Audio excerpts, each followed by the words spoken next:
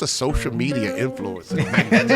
If my dad was alive, he'd have been like, what? Man, go to school, right? Yeah. In order to make a good decision, you got to make some bad ones. Right? And the only thing that changed was our coach. And within 3 years, we went undefeated.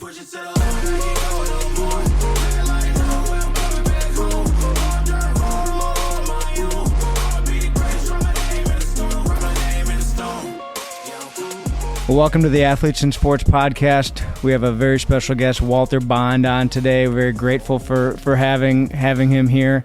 Walter played at the University of Minnesota, played in the NBA, and is a Hall of Fame professional speaker. And Walter, we got to hear you speak this morning. I was jazzed. I was just juiced after that. Running through a wall. I was ready to go. How many speeches are you doing a year? The ebbs and flows, For years, it should be about 80 to 100. Okay. And with travel, globally, that's exhausting. And so what you do, you raise your fee. Mm-hmm. Right? And what happens, you cut your schedule back a little bit, and then before you know it, you make a little bit more money, even though you speak less, and then you get busy again. So we're pivoting now. We're starting to do our own conferences. We're starting to do a lot more coaching and consulting. So 100 is pretty aggressive. Even 80 is aggressive at this point. I've been doing this for 23 years. In my perfect world, I'm doing 40 keynotes for big clients and then doing maybe 5 to 6 of my own conferences, working directly with small business owners. Mm-hmm. I kind of love it now, helping turn winners into champions. I think that is kind of my niche and my call. And, a lot of small businesses are surviving and they should be thriving. And to be able to mesh what I learned in sports and in business for the last 23 years is incredible, because especially if they have a sports background and kind of get where I'm coming from, mm-hmm. It's like an instant connection. And it's not that hard to compete and win if you really think about it. And I think that's true for sports, and I also think that's true for business. If you have a choice between being a winner, a loser, or a champion, let's go for the championship. Mm-hmm. That's my basic message. Yeah, well, we are so blessed to have you on the Athletes in Sports podcast, and we just want to provide some value to the current athletes and learn some life lessons on how sports has really provided the life lessons to you and how you take sports into what you do every day. So I'd just like to take a quick step back to like the early childhood. Who got you into sports, and like what sports were really your go-to? I come from a sports family. My aunts were all first team All-State in Tennessee.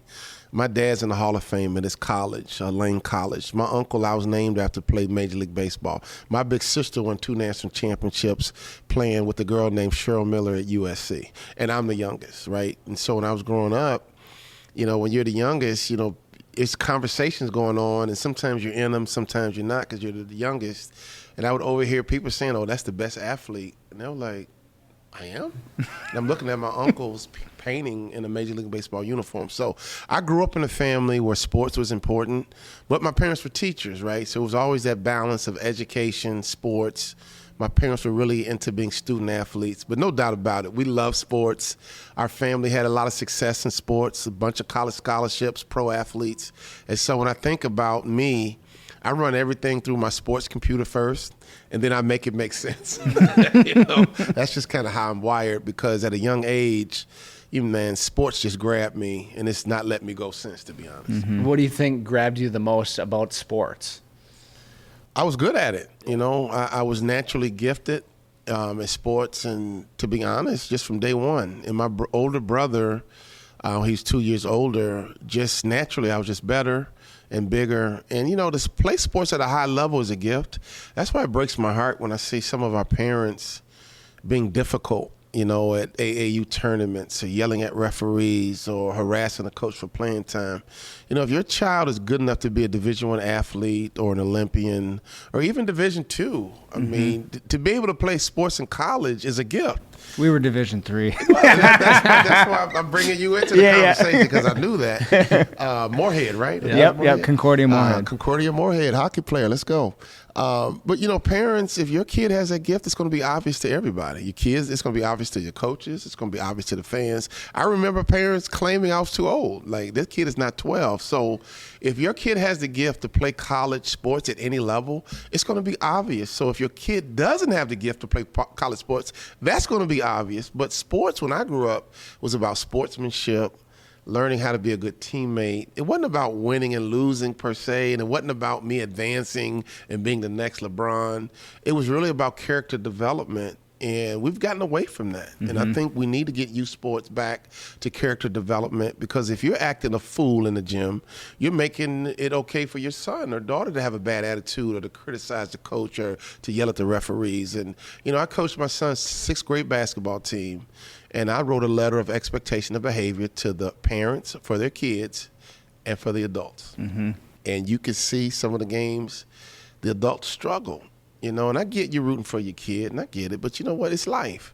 If your kid had a bad game or didn't play as much as you thought they should have played, teach your kid how to build some character and bounce back, work hard. My parents didn't make excuses. They didn't bail me out. There's a lot of life lessons in sports, and if we don't have the right framework as parents, we're going to cripple our children from really learning what sports should be teaching them. Do you think was it harder to coach youth sports or to be a business coach in businesses? Youth sports was tough, because I found myself like laying in the bed, stressed out, overthinking stuff. And I'm like, wait, it's a 6th grade AAU basketball team, like, right. In the C division. Right. But, I love sports, and I wanted to teach the kids how to be better players. I wanted to win. And so coaching kids was stressful, to be honest with you.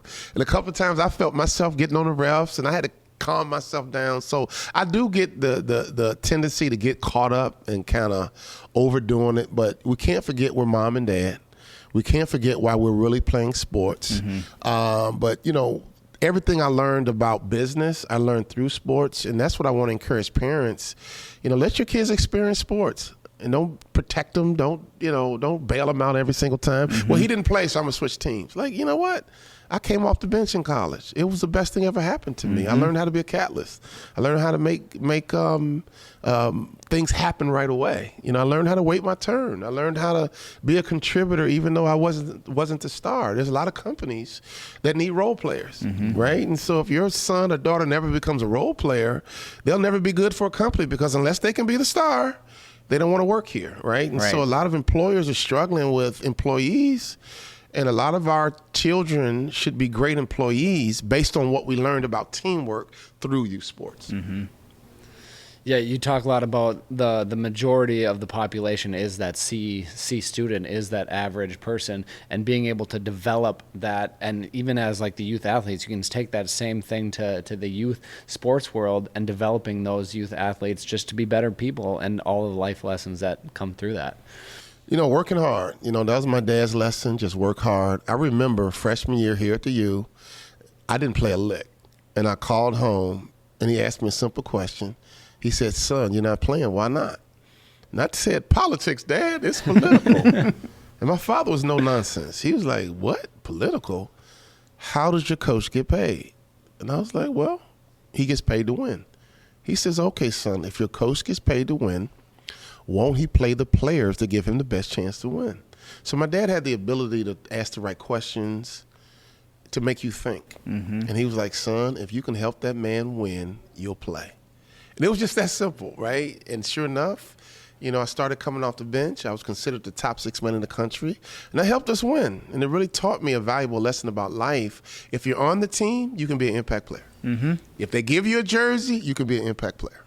Because if you're not getting the playing time you want, but you start to be a cancer in the locker room and to the coach, you're not helping that goal to be a championship team. Well, being selfish, Max, is a battle we all have. Mm-hmm. I mean, if you really think about it, there's nobody that you think about more than yourself. Mm. You wake up in the morning, who are you thinking about? You. I need to get up. I'm hungry. I need to get something to drink. I better, So it's very easy to be selfish, right? And to be self-centered, because we see our whole world through our own lens. But when you're on a team, you have to constantly remind yourself it's not about me. Mm-hmm. It's about the team. And I learned that lesson in college. You have to understand that I was a star growing up. I was the man growing up. So even sitting on the bench was new. Like sitting on the bench, and we weren't even good. We were losing. I was like, wait a minute, I'm sitting on the bench, 1. 2, it's not like I'm sitting on the bench of a winning team. I'm sitting on the bench for a losing team. We had a Big Ten record. We had lost 30 games in a row in the Big Ten, something crazy like that. But I was able to help turn the team around. And we went to the Sweet 16, we went to the Elite Eight, and I knew I was a major contributor. I knew I played a big role, and I knew that because of me being on the team, now we're a winner. And that opportunity was only forged forward because of my coaching from my parents. Say, look, dude, go help that man win, and you'll play. Mm-hmm. And it's just that simple. So right now with the transfer portal in college, parents aren't saying that anymore. You don't like it? Okay, let's go. Yep. I just got here yesterday, Mom. You don't have that NIL deal? Like, we're going to go somewhere that we can get it. And parents, they mean well, and I'm not saying that transferring is bad. All I'm saying is that when your child faces adversity, it's good for them. Mm-hmm. And don't always be there to rescue them from their own adversity, because that's the only way you can build some muscle in life, that you have to be able to deal with some adversity, teach them how to fight through, teach them how to follow through. Now, in the rare occasion that transfer makes sense, I get it. Transfer. I transferred high school. It made sense. I was flunking out my first school. It was a top academic school. These were the smartest kids in Chicago. And I was getting my lunch handed to me in the classroom. I had like a 2.1, 2.2 at this top academic school. And my parents were like, this dude is drowning. And so they transferred me to another high school. I got myself together academically. They had a good basketball team, and it worked. And so transferring for me made sense because I was struggling academically. And if your kid is struggling academically, that makes sense. If the kid you don't think they're in a good situation for themselves, maybe that makes sense. But, my parents had good judgment. They knew when to keep me still. They knew when to move me, and there's no rule for that. And so parents have to have a good gut feel. But one thing you can't do is to bail your kid out just because they're facing adversity. Mm-hmm. And what are your thoughts about, I know a lot of parents will go talk to the coaches and not let the player deal with it with the coach if there's an issue. Have you had any experience on either side of that fence? Max, that's a great life lesson, right? You wanted your kid to speak up. Your kid has to learn how to be their own advocate. So if mom and dad are always going to the coach, I do a lot in corporate America now, and there's parents that are literally asking companies to negotiate their contract on behalf of their child. That's crazy. Your child just graduated college, and they landed a job, but mom and dad want to step in and negotiate the contract. That's too much. That's called a helicopter parent, mm-hmm. right? And so if you keep doing that, the next thing we know, you're going to pick my spouse. Next thing you know, you're going to choose where I live. Next thing you know, you're going to tell me when and where I get married. And before I know it, I'm your puppet, right? We want to raise mature, independent thinking adults. And mom and dad mean well, so I'm not being critical. And I know it can be tough because you want your kids to be successful, but I think the whole goal that we should have is to raise independent kids with integrity who make good decisions. Mm-hmm. In order to make a good decision, you got to make some bad ones. Right? Mm-hmm. But if mom and dad is always kind of telling you what to do, you never develop your own muscle. You never develop your own instincts. You never develop your own ability to be decisive. I've been doing research because I coach a lot of small business owners, and the number one quality of a successful business person is that they're decisive. So if you're always making a decision on behalf of your kids, they'll never develop the ability to be decisive. Mm-hmm. I've been able to be decisive in my career because my father and mom raised me to be independent. They raised me to make my decisions. You know what? It was my decision to transfer high schools. My dad sat me down. Here's the pros and cons, son. What do you want to do? Like, Dad, I think it makes sense. What schools are you looking at, son? I'm looking at Minnesota, Wisconsin. Boo to the Badgers, right? Boo to the Badgers. It came out of Minnesota, Wisconsin. And my dad was like, what school do you want to? Dad, I want to go to Minnesota. All right, cool, let's go. And so I always made the decision. My father would be a sounding board. For the most part, it was my call because my father understood if you make the choice, you're going to make it work. Mm-hmm. If I decide, you got to out because this is your decision, Dad, right, not mine. My father was like, no, baby, this is your decision because you got to go make it happen. You got to go to school there. I don't have to go to class. I don't have to go to practice. I don't have to deal with the coach. You have to do all this. So you choose the school that you feel most comfortable with. I'll help you think through your choices, but ultimately, son, I'm raising you to be a man. This is your call. Mm-hmm. Do you know someone who could benefit from this episode? If so, please take the time to share it with them. Whether it's an athlete, a coach, a parent, or just someone who loves inspiring stories, we want to get this message out, and we need you to help make that happen. that's a huge part of our Be the Best You curriculum at all of our in sports days is self-confidence, and teaching kids to have that self-confidence and that assurance that they're making that right decision. Talk a little bit about like what that confidence, because you're obviously you're a Hall of Fame motivational speaker. You have to be confident to stand up on a stage in front of thousands of people. Like, how has that translated from what you do now to the youth sports? Well, confidence is important, but I also know my game, right? And I always try to stick to my game.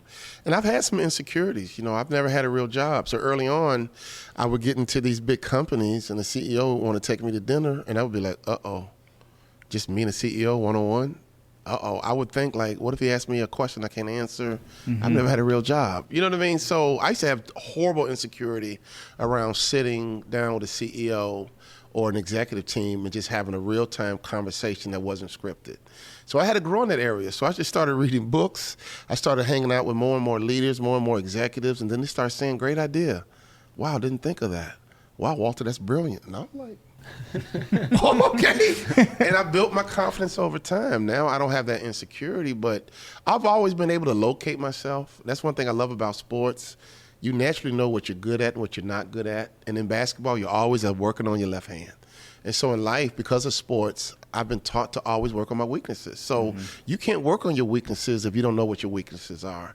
Probably the only reason I made it to the NBA is because I could look in that mirror and be honest with myself on what I'm good at and what I'm not good at. And that takes confidence. If you don't have confidence, it's hard to kind of self-evaluate because you're going to use all your energy trying to justify how good you are. It's not about that. We're trying to figure out how you're going to get better. And the only way we can improve if we have the ability to be honest about our weaknesses. And so a lot of job interviews or evaluations, a lot of employees get defensive. And I always ask the question, why are you defensive? You agree you're not perfect, right? But the moment you hear some criticism, you get defensive. Now, wait a minute. Is it that you think you're perfect and you don't want to admit it to everybody? Or you're freaking nuts? You can't say you're not perfect and then get defensive to me. And so when a person gives me feedback, I welcome it because that's a chance for me to increase my value. So whether it's sports or business, if I improve in that area, I'll be more valuable and you got to pay me more money. I would sit down with my coach, even in sports. I would ask Coach Haskins, what do I need to do to play in the NBA? And he would tell me. I would go work on it, and I got rewarded with more playing time. Right? So I've always been able to ask people, what do I need to do? What do I need to do? Tell me, especially someone credible. Like, you're operating where I want to be. Tell me what I need to do, and I'll do it. And that's where coaching is so important. Sometimes in our youth eras, these coaches aren't coaching. They're just rolling the ball out or a hockey puck out, and they're just playing. Yep. And the kids are reinforcing bad habits, right? A coach should be teaching fundamentals. They should be laying down the fundamentals of the sport and teaching kids how to play the game. Wayne Gretzky knew how to play the game, right? That's why he was a great hockey player. Michael Jordan, LeBron James, they're very talented, they're very skilled, but they know how to play the game of basketball. Steph Curry knows how to play the game. So when I think about youth sports, it's one thing to be good, but then you see a player who has skill, but's clueless on the game, the situation, the time, the clock. This kid did not learn how to play the game. They're just worried about how many points they're scoring or what their numbers are. And a scout can tell the difference. I can come and watch your son play. He cannot make one shot, but I know basketball so well, I can still evaluate the kid on being a good ball player because I know your shot is not going to always fall. So is he playing defense? Is he dropping his head? Is he losing confidence? Is he making his teammates better? Is he diving on the floor for loose balls? I don't care about the shot. I shot air balls. So a scout's not worried about if the shot go in or not because we know it can be fluid. But I'm trying to find out the other things you can do to help your team win way beyond just knocking down your jump shot. So a true expert in basketball, you can't fool me. You can go on and hit all your shots, but then I see like, oh, you're selfish. You didn't pass the ball. I could tell your teammates don't even like you. Like, oh, yuck. And you might have had 30 points. I'm like, no, thanks. I'll tell you a funny story. I was at the NBA showcase, and one of my former colleagues I played against, a guy named Gerald Mackins, was a scout for the Cleveland Cavaliers. And at the D-League showcase, he says, Walter, we're going to call up a point guard this weekend. And I was like, okay, so we were catching up, but I could tell he was watching the game. So this one point guard had a fast break. Now, we were taught point guards, now I'm not a point guard, but I know what they're taught. If a big man runs the floor, reward him. If the big man runs the floor, reward him with the layup. This young kid was on a short list. It was a fast break. It was 2-on-1, and the big man was running. I'm watching the whole thing unfold. I know he's going to pass it to the big guy. How about the point guard does a fake pass to the big guy and lays it up and ran back down the court like, I'm the man. He does not realize it to this day. Gerald Mackin scratched his name off the list because he did not reward the big man, which is a cardinal sin. The young man probably went to the hotel thinking, man, I had a great game today. I was killing it. He has no idea. He sabotaged a chance to go to the NBA because he violated a very important principle that we teach point guards at the NBA level. Gerald Mackins is a former NBA ball player. You can't fool him. So something that subtle probably ruined this kid's chance to get called up that weekend, and he probably didn't have any clue. So what I'm really getting to, at our young ages, coaches hear me, parents hear me, teach kids the game and how to play it the right way. And I'm telling you, scouts will appreciate that. And they'll see that kid and say, you know what, he didn't shoot the ball well tonight, but I like him. Right?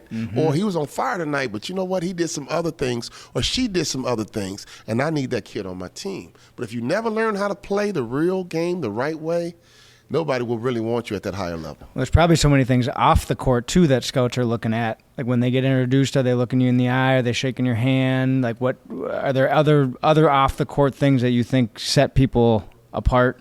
Max, great question. At the University of Minnesota, I basically was in charge of recruiting. When a player came to campus, I was the host. I mean, we had Chris Webber in here. We had Vashawn Leonard in here. We had Rodney Rogers in here. I mean, Coach Haskins did a great job recruiting. We didn't land every player. We should have got Chris Webber, but he got paid $250,000. So that's all of it. But when the kid left town, the coaches would sit me down and say, what did you think? Did you like the kid? Does the kid fit in? And so this kid came to town thinking he's just in charge of making a decision, but they didn't realize that coaches were asking us, did you like the kid? What do you think? Does he fit in? And every now and then I was like, Coach, that kid was crazy. We took him to a party. He got drunk. He started some fights. I don't know, Coach. And I'm going to be honest because I believe if someone asks you a question, tell them the truth. Other kids are like, oh, great kid, man. He was a great time. Enjoyed him. He was fun. I think he's perfect for us. And so just because you're being recruited, don't be so selfish to realize that they're evaluating you, too, when you walk on campus. They want to know if you're really 6'3", right? Mm-hmm. They want to know, do you really weigh 215 pounds? Yeah. So a lot of coaches have the eyeball test because they might have seen you on film. You might be from a small town.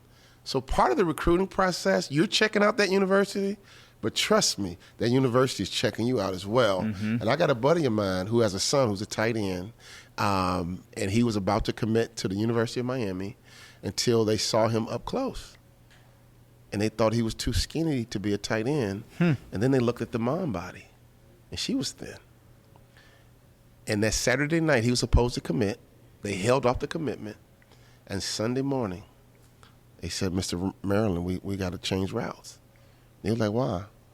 Your son's hips are too narrow, and his legs are too thin. We don't think he has a Big Ten body. We want our tight ends to come in 220. Your son is only 200 pounds. Now, he's an All-American tight end right now at SMU, but the coach is on a recruiting trip. Great kid. Yep. Looked at his body and looked at the mom, was like, ooh, too thin. Now, my buddy's 350 pounds. You can look at the dad, dude. right? If you look at the dad, trust me, dude, he's not going to have any. Now, he's a 240-pound tight end. Yep. All-American, and the university lost out because they had to make a judgment. They judged wrong. So coaches can be wrong, is my point. Yep. But the whole story and context is just because you're on a recruiting trip and you're checking out that university, trust me, these universities are checking you out as well. Well, that's something that we do at Innovative Office Solutions. When we have somebody coming in for an interview, that person at the front desk is the first person that's making, did they, greet themselves? Were they polite to me? How did they act just walking in the door? Because that's a huge thing. If we can put a smile on our customer's face, like that's a huge thing. But if you, in that interview process, you walk in and you're not that way, right, then it's immediate, probably not a good cultural fit. Yeah. A lot of people act right depending on who's around. Yeah. Right? I'm going to be jovial and polite because the boss is here. Mm-hmm. As soon as the boss leaves, they act different. It's like that whole substitute teacher growing up. You acted nice when the teacher was here, but when the sub shows up, you act a fool.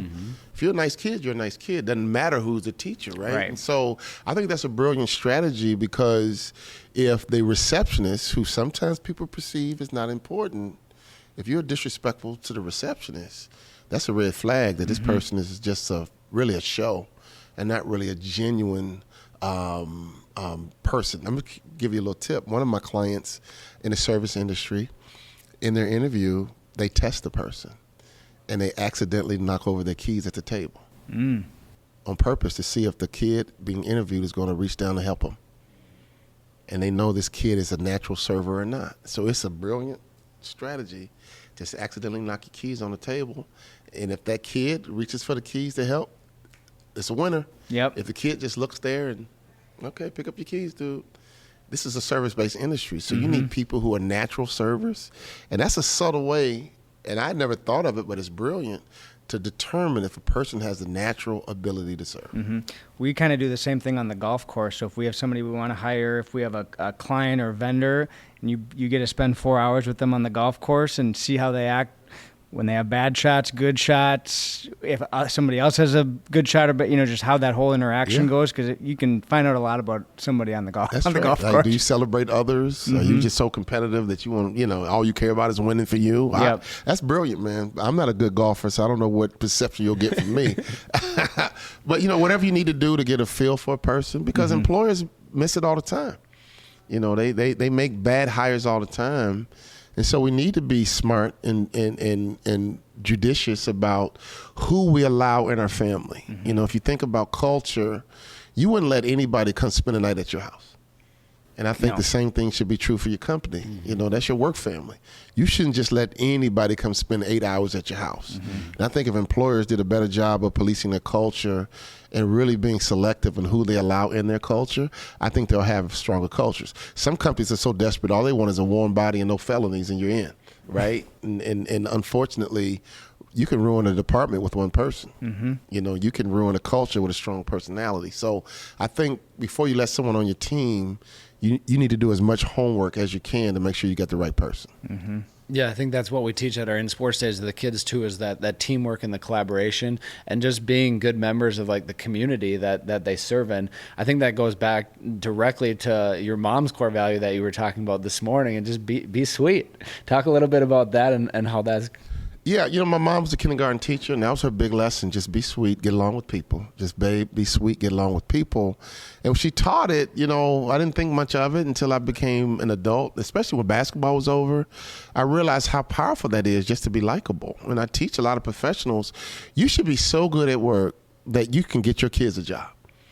That boss should be able to say, man, if your kids are anything like you, I'll take them in a heartbeat. What happens sometimes, if your kids are anything like you, no way. Burn the resume. Yeah. Right? But, our behavior and how we approach life can help our kids. I had one client offer 2 of my kids jobs.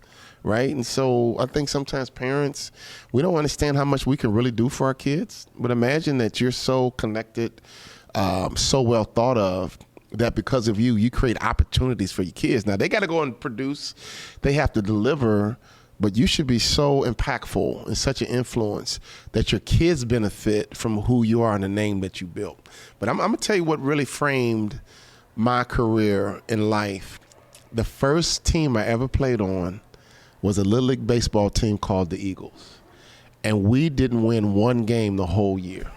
And we had canary yellow uniforms. And this is before political correctness. So my friends teased us. We were just horrible. And we had a coach named Mr. Carmichael. And I remember after practice, I was 8 years old, and I started getting frustrated. We didn't taste victory one time. And I would say, Mom, Mr. Carmichael smells funny. And she could say, what? Mr. Carmichael smells funny. Now, I didn't know what an alcoholic smelled like. But he was an alcoholic. And I remember we had a horrible culture. We were losing. And Mr. Carmichael smelled funny. I think the Little League Baseball Association realized that Mr. Carmichael smelled funny. And they got us a new coach. A new coach come in, Mr. Flag. And he taught us how to steal bases. He taught us how to run the bases. He taught us how to hit the cutoff man, how to choke up with 2 strikes. And the only thing that changed was our coach. And within 3 years, we went undefeated. Wow. So at a young age, before I was 12, I realized that I hate losing, right? And two, the coach can make the difference. I mean, not one player changed, but our leader changed, and he changed the culture, and he turned a horrible team into a championship team. We went from being winless to undefeated in about a 2-3 year span. And so before I was 12, I really understood sports probably at a higher level than a 12-year-old should. But based on my purpose, I think that's what God allowed me to have that experience, because I love to win, but I also understand how important coaching is to make sure that you build the right culture so that your team can win. And that's a great transition into the business world. Like, if you don't have a great leader, you're not gonna be a winning team. And I've had some bad coaches, Max and Drew. I'm sure you have too. That's painful. Mm-hmm. You know, you have a bad coach. I mean, you hate going to practice. You hate going to the games because you know this is not good, right? And so I challenge all of my leaders in the business world that you have to be a great coach. And if you don't have the right culture, that's your fault. And so knowing that from a sports perspective and getting a chance to play for some great coaches, I want leaders to understand how much power they actually have in building great companies. And every now and then I come into a leader who's very critical of their team, their employees, their culture. I'm like, dude, you're the head coach. You built it. This is your program, right? And you built a losing culture, so go fix it. And unfortunately, a lot of my leaders are like, Walter, come in and talk to my people. Come in and talk to my people. Like, look, dude, I need to talk to you. Because if I can get you straight, you can go talk to your people. We can change the culture. So I've learned through the years that we kind of refuse clients now. And some of them paid us so much money. I said yes in the beginning. But they would have me come speak to their people, and then the leaders would leave. And I'm like, why aren't you guys in the room? And we did a leadership training for a casino for 12 months. And we trained their middle management on leadership. And it was a beautiful thing because within 12 months, they had the highest customer satisfaction surveys ever. But we taught them leadership so well, they started coming to me and my wife like, hey, man, my boss needs to be in here because he sucks at this. Because they didn't know what leadership was, but for 12 months, we taught them leadership, and they were clearly able to identify that their boss was not a good leader, right? And so that was so empowering for me that, man, this middle management understands how to communicate. This middle management knows how to build someone else's confidence. This middle management knows how to build culture and core values. We taught them hard for 12 months, and it was so enlightening because within 12 months, they transformed. Because when we first started training this one middle manager, I started calling them leaders, and a young lady raises her hand. She goes, excuse me, I think you're in the wrong room. I said, what do you mean? We're not leaders, we're only middle managers. I was like, I can't believe she just said that. So she's a middle manager, but did not see herself as a leader. Right. 12 months later, they all saw themselves as leaders, and they identified that the leadership level above them was not getting the job done. And our contract ran out. I have no idea how they finished up. But the moral of the story for me, I don't want to work with another company if I can't affect the head all the way down. Because typically, it starts at the head, right? The middle management is the core. If you look at the body, the most important part of the body is the core as long as your head is right. And if you gain weight, you notice in the stomach. If you lose weight, you notice it in the core. Strong cultures have great leadership, but they also have great middle management because that's where your next level of leaders come from. You should be able to promote from within. If you got to constantly go outside to promote and hire people, you don't have a strong culture. And companies do it all the time. I'm not saying it's never appropriate, but if you really think about a great culture, I've been with you for 10 years. Why am not the one that you choose to promote me? If you're recruiting me and developing me, recruiting from within is what we all should want to do if you're going to build a strong culture. What were you gonna say? I was just going to say, so, leadership is a great thing to teach, these middle managers and higher up folks.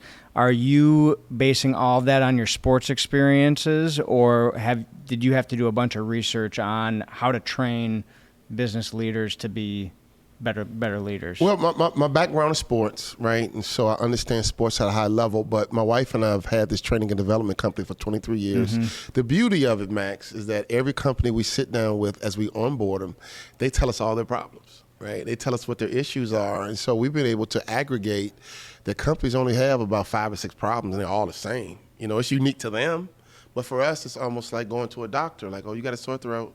Okay, you got a headache.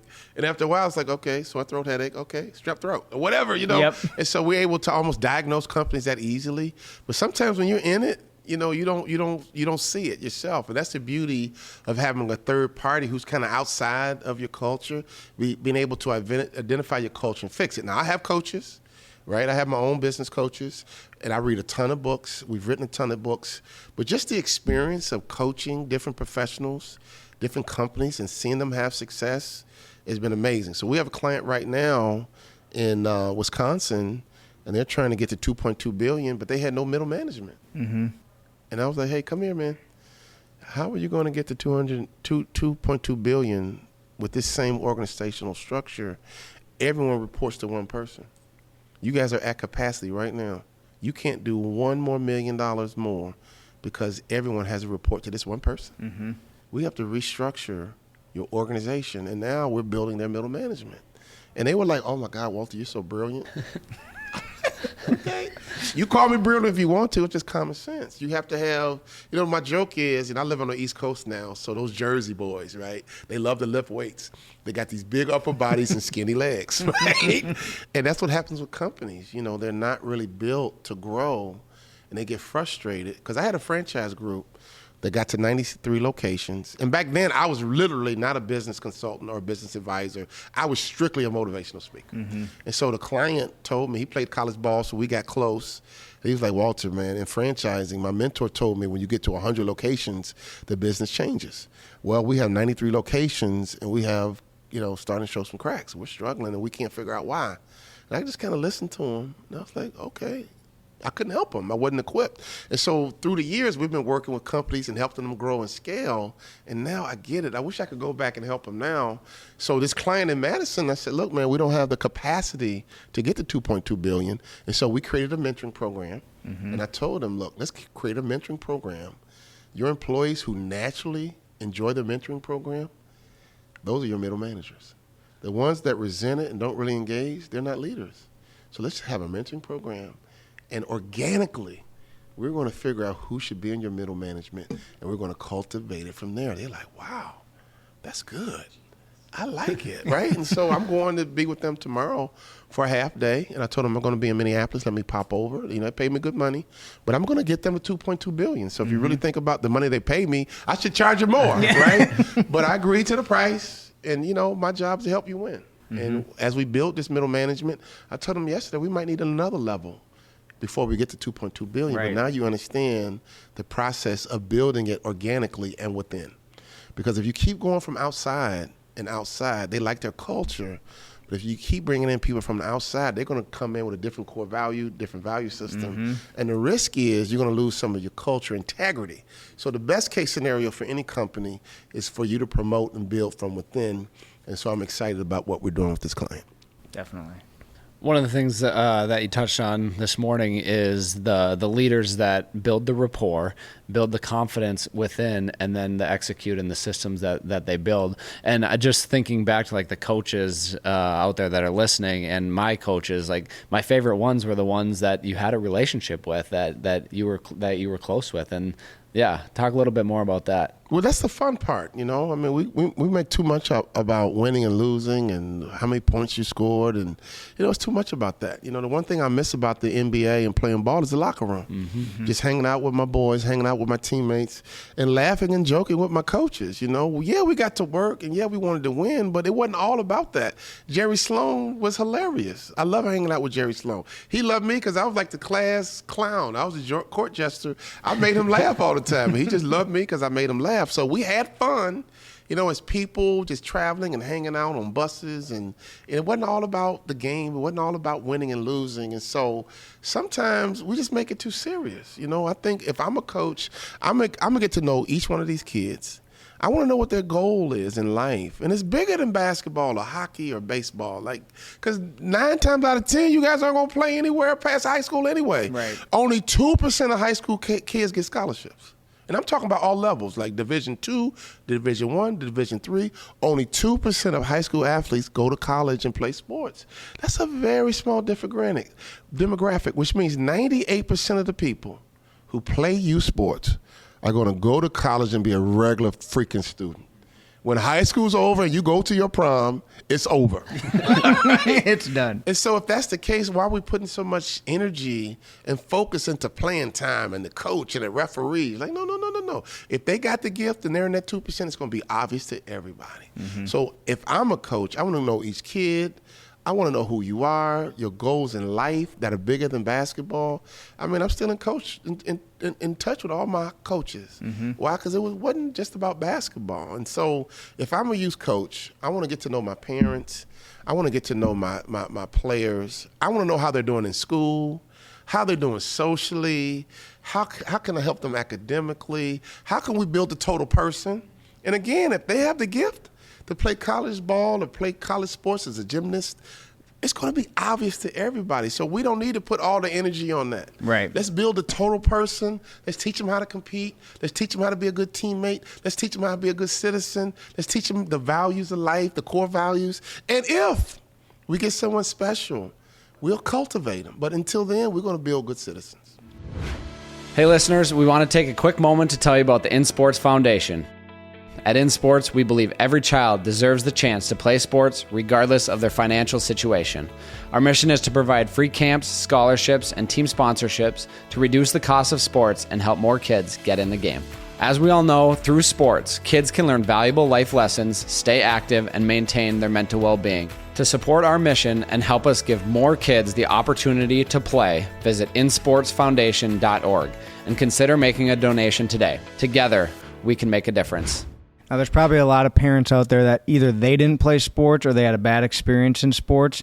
What advice would you give them to encourage to put their kids into sports?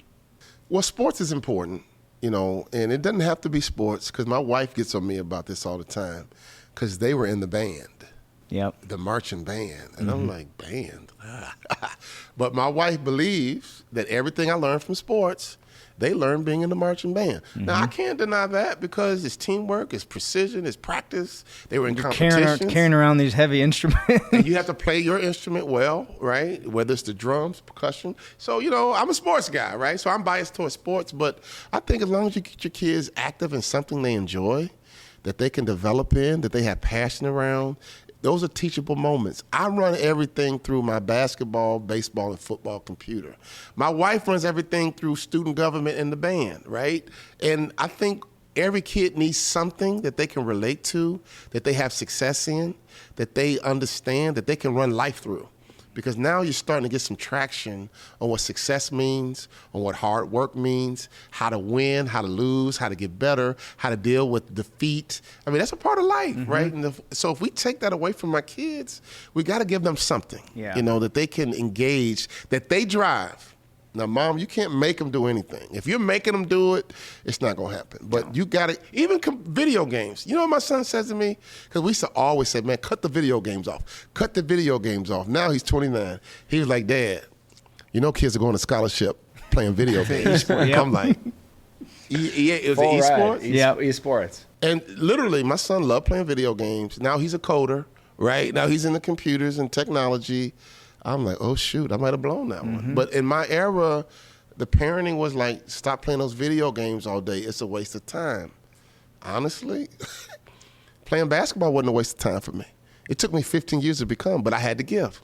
My son is gifted with computers. And so if I could change anything, I probably would have been more supportive of his love of technology instead of being that old school parent. Cut the video games off, or I'm going to take it out your room. And I know the technology right now with AI and everything's coming. I mean, I'm a tweener because I'm 55, but right now, if your kid's into technology, encourage it, because the jobs that are around today, 80% of these jobs weren't even around. What's a social media influencer? If my dad was alive, he'd have been like, what? Man, go to school, right? Yeah. But the jobs that are around today because of technology weren't around 30 years ago. So I think for parents, we have to embrace technology and allow our kids to get fully engaged in technology, because that's the future. And we need to know, our kids aren't going to go inside the banks anymore. I was with JP Morgan yesterday and all their leaders, and we talked about it. Like, you know what? My kids will never step foot in the bank. They're going to do all their banking from a phone. That's technology.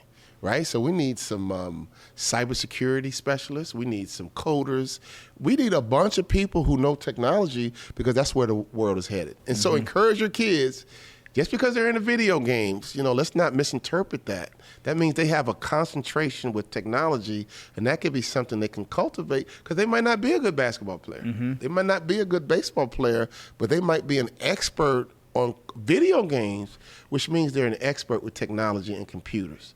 My biggest mistake is probably, not understanding I could have cultivated that more with my own son. Now, what about, if you are on your on video games on your phone all the time, if you're not playing sports, what things are kids doing then to stay physically active, especially if they're not getting it at school? Because that's a huge important piece of just living is staying active. Well, I want to sit down with every superintendent, and I want to sit down with every high school principal and teacher. Man, as a boy, I lived for recess, gym, and lunch. I lived for it. Those 15 minutes of recess, man, we go out in there and play one game. And, man, it was the best, man. You blew off some steam, you got a little sweaty, and then you went back to school. So, boys need that. Boys need to be physical. Boys need to sweat. Boys love to go outside and compete. We're different than girls. And so I know education's doing the best they can, but, man, we got to I'm talking about boys in particular. Boys need activity. We need to be engaged. We need to run. We need to sweat because that's how males are wired and that's how we're built. So whatever we can do to get our kids out sweating and running, and I'm not against girls, obviously. My sister played college ball, so don't jump on me. I'm not being feminist, right? My aunts were first team All-State. So I think that people need to get out and break a sweat because America's getting obese. That's something else we got to talk about. Nutrition. We're teaching our kids a healthy diet.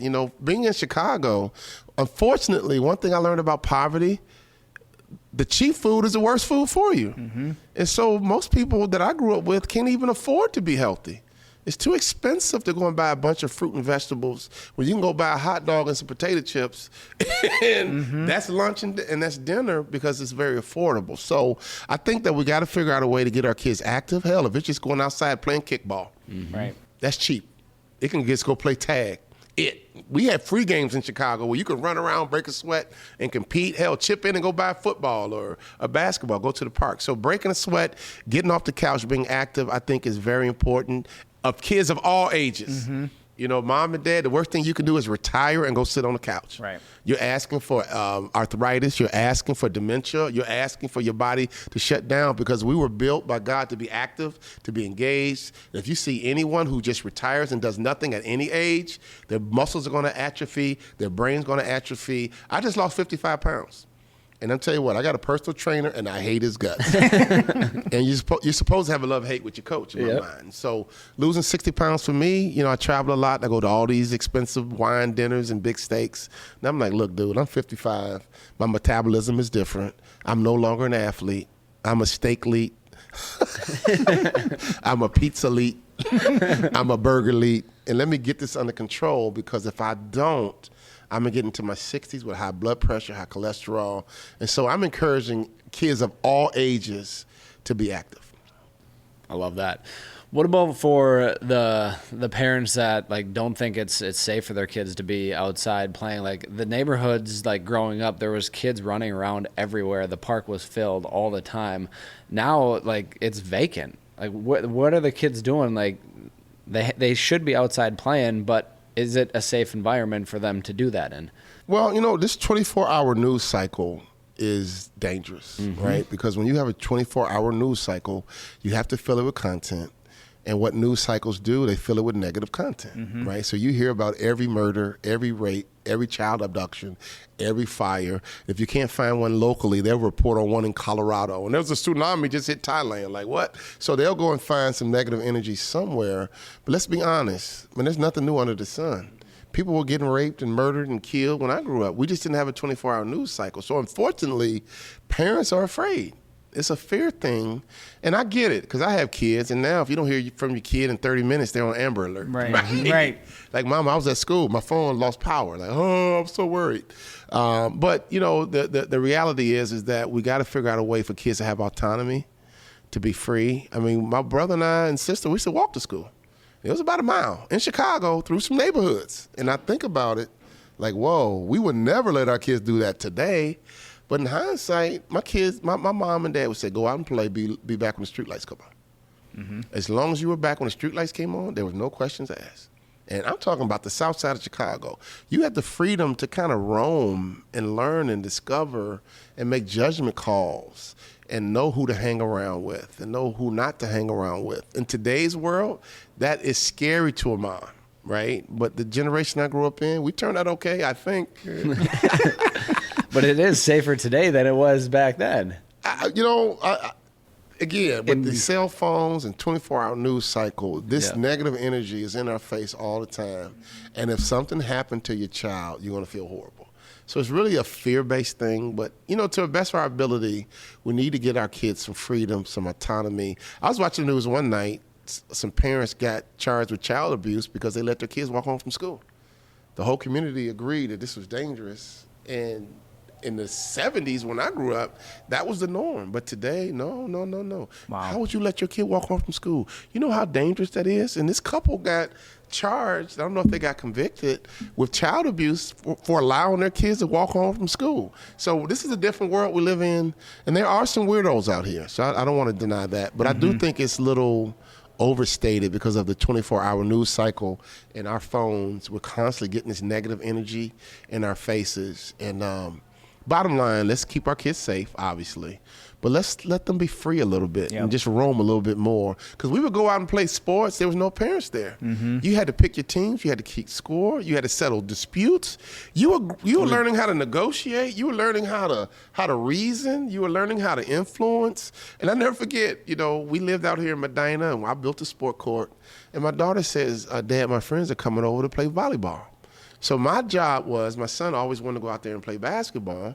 Let me go put up the volleyball net. So as a dad from Chicago, my daughter says, my friends are coming over to play volleyball. I put the net up and I went back inside and chilled. And my daughter comes back in. She says, Dad, my friends are here. I was like, I put up the net. She was like, can you come help us play volleyball? Really? But I realized at 13, she had never been able to facilitate her own game. Everything had been facilitated by some adult. Even play dates are facilitated by adults. We didn't have play dates growing up. You just went to your friend's house, rang the doorbell. Yep. And mom said either they can come out or they couldn't. Okay, it wasn't no play dates. When I first heard about play dates, I was like, what is that? But it's facilitated by adults. So unfortunately, the world we live in now, we're robbing our children of the ability to kind of be advanced in their own development. If you go back to the 30s and 40s, girls were getting married at 14, 15. Married 14, 15. Nowadays, mom and dad, oh no, you can't even go outside and play at 14. You know what I mean? And so it's changed. It's just a different world we live in. And I maybe it's better. I don't know.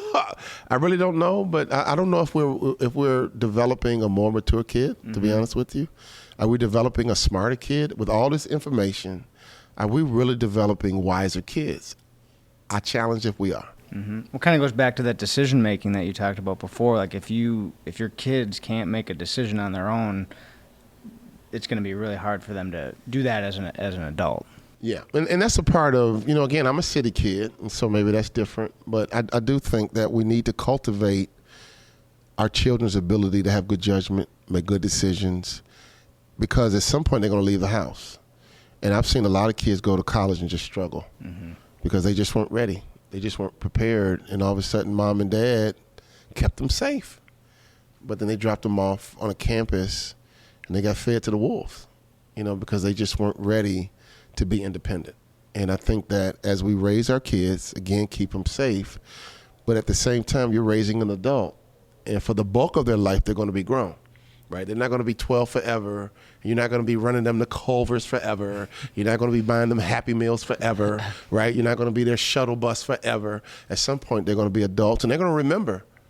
They're going to remember how they were raised. They're going to remember the experiences. And I think to the best of our ability, that we need to raise children with the mindset that for the bulk of their lives, that human being right there is going to be grown. And I need to cultivate them and condition them to be a very responsible, mature citizen who contributes positively to our society.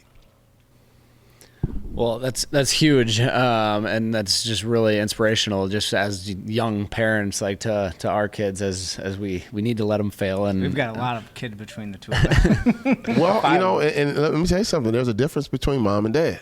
Mom is going to be a little bit more cautious, typically, not always. Sometimes mom is a tough one, and dad is normally, not always, the one that kind of pushes.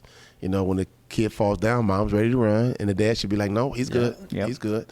Or vice versa, But again, we can't always rescue our children. And I know that's easier said than done. I'm sure my wife accuses me of being the helicopter myself, but I do know we need to raise independent thinking, mature adults, and it needs to start now.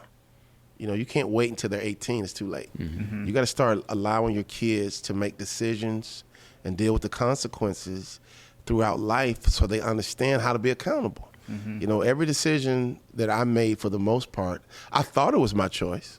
My father was a very influential guy, but he always taught the pro and the con. Look at the pro and the cons and make a good decision, son. Look at the pros and the cons, make a good decision. And for the most part, I made my calls. And when you make your own decision, you make it work. When it's your decision, you gonna make it work. And that's something I believe in, that if we teach children as they mature to make their own decision, they'll be more inclined to make it work. There was one other, we were talking earlier about the locker room, and I was thinking how at the University of Minnesota, you said your freshman year, team wasn't very good, but then you made it to the Elite Eight. I'm not sure what year, but what flipped in the locker room to make that change where you became a winning team? Well, it was vision. Clem Haskins, I'll never forget, Wisconsin recruited me the hardest, to be honest. And it kind of turned me off because I felt like they were begging me to go to Wisconsin. Coach Haskins was different. He said, look, son, I'm the new coach at University of Minnesota. You're going to be a part of my first recruiting class. I'm building a top 25 program. I'd love for you to be a part of it, but I'm building a top 25 program. So his confidence in building a top 25 program was attractive to me. And he was like, look, I want you to be a part of it, but whether you come or not, I'm building a top 25 program. And so that was his whole goal. And he would tell us every day, one day we're going to be a top 25 program. One day we're going to be a top 25 program. We kept lifting, we kept running, we kept getting blown out. We kept lifting, we kept running, we kept getting blown out, to the point we were like, man, this dude's crazy, man. He keeps saying that we're going to be a top 25 program. And to your point, Max and Drew, what happened, the University of Illinois came in. They were number one in the country. And in the first half, we were up by like 12 at halftime. They're the number one team in the country. And we were looking at each other like, it's happening, isn't it? Right? And the second half, and we didn't relent, and we ended up beating the number one team in the country, I want to say by like 15 points.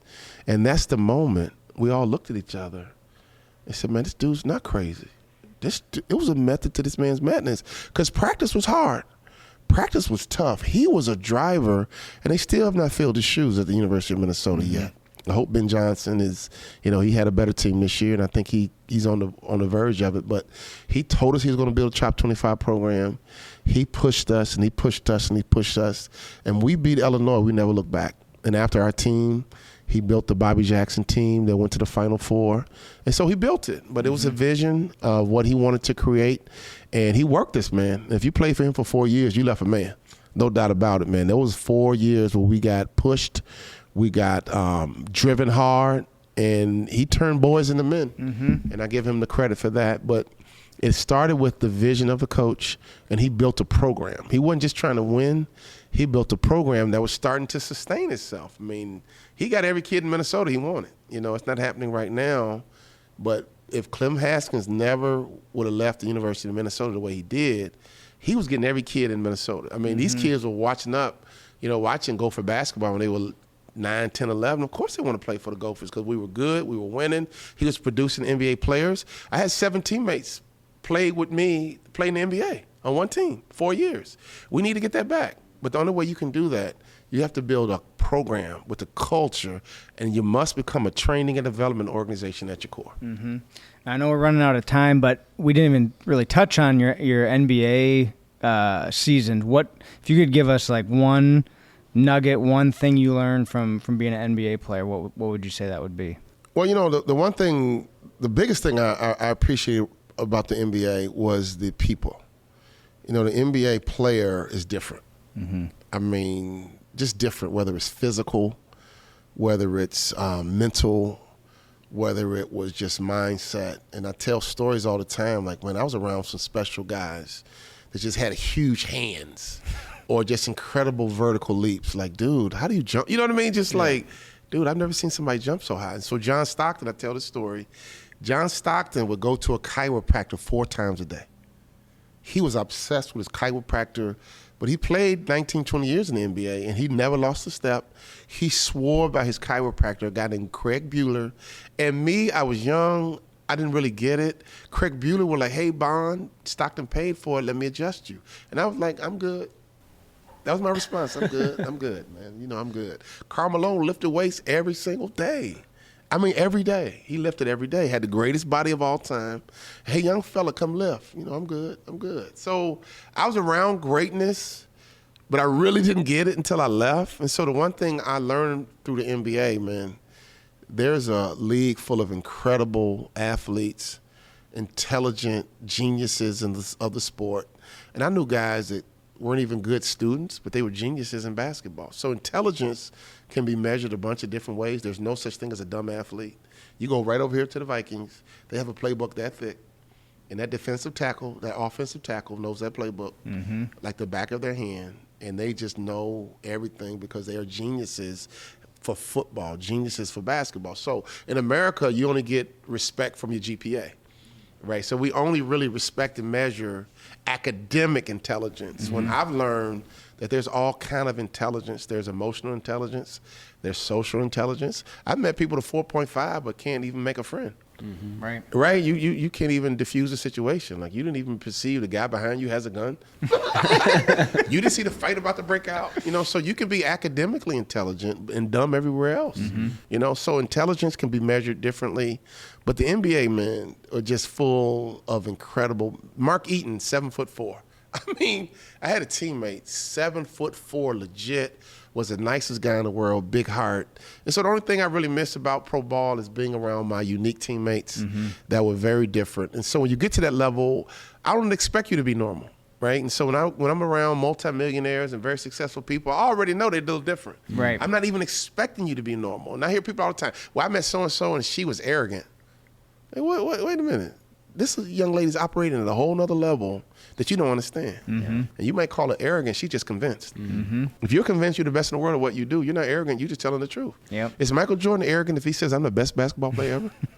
Is Jay-Z arrogant if he says, I'm the best rapper ever? Is I don't know, country music. Give me somebody from country music. Give me somebody. Morgan Wallen. Who? Morgan Wallen. Morgan Wallen. If Morgan Wallen says, man, I'm the greatest country singer ever, is he being, I don't even know him, but I trust he's good. He's good. He's good. Sometimes, there is a such thing as arrogant, but sometimes you're just telling the truth. I'm a Hall of Fame motivational speaker. I don't think there's many people in the world that can do what I do with a microphone. I'm not being arrogant. I'm just telling you the truth. I have a gift. I worked on a gift. I cultivated the gift. I'm not being arrogant. I'm a Hall of Fame motivational speaker. There's only 200 alive. So am I being arrogant or I'm just telling the truth? I think we need to be confident in ourselves. I think we need to be confident in our ability. I think we shouldn't be arrogant because when you're arrogant, you're not going to try and get better. I'm very confident, but I'm still working. I'm trying to get better. I tell people, man, you tell Tony Robbins I'm going to kick his butt one day, right? In order to do that, I got to get better, right? So I'm confident in my ability, but I also understand I got to work on my left hand. I got weaknesses. I got to get better. And I think that's what God wants from us. Be confident, but, man, keep working. Yep. Be confident. Keep working. Awesome. Well, before we wrap up, we do a thing at the In Sports Foundation and this Athletes in Sports podcast called the Play It Forward campaign, where we are going to donate to a charity of your choice and to collaborate with you in order to keep youth sports growing, thriving, and would just love for you to be a part of that Play It Forward campaign to help grow kids in our community. And just want to thank you again for being a part of it, if you're up for it. Yeah, absolutely. And I love what you're doing. And, growing up in Chicago, I didn't even tell you guys this. A lot of my friends would hang out at our houses a lot. And my mom and dad would pay their Little League baseball fees and would pay for them and we would go to the park. And my mom and dad would give me $5 and all my friends $5. So my parents were those people growing up, and I didn't really track what was going on, but all the kids in the neighborhood loved to hang out at our house.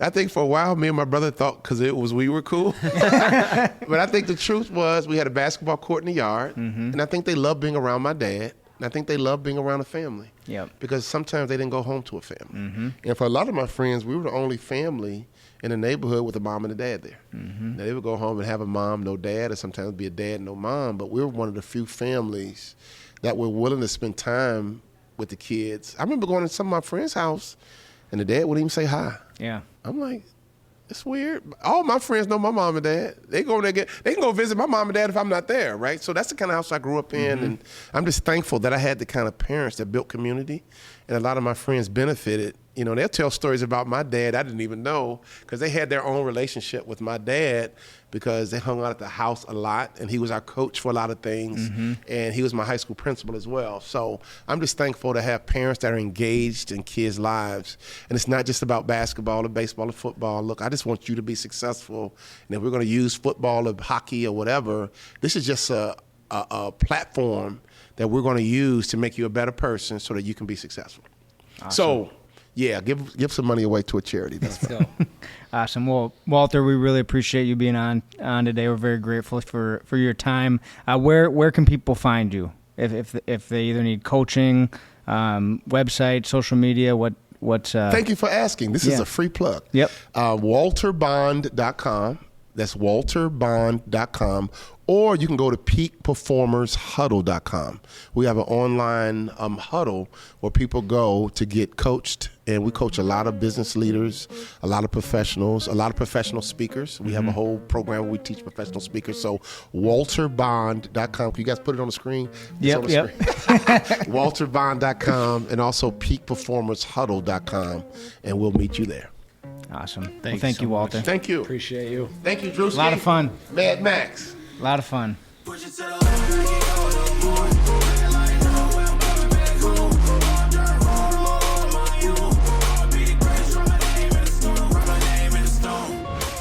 Thank you for tuning in to the Athletes in Sports podcast. If you enjoyed this episode, please take the time to follow, subscribe, like on all the channels.